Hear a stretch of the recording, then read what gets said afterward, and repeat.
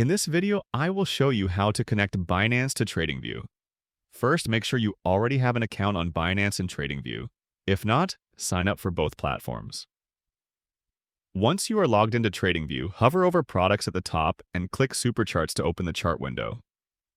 When the chart loads, scroll down to the bottom and open the trading panel. You can drag it up to see all available brokers.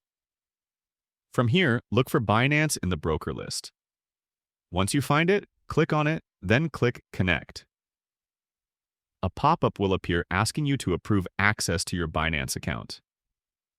TradingView needs permission to connect, so click Confirm to allow the connection. After that, Binance will show up in the trading panel with a green dot, which means your account is successfully connected.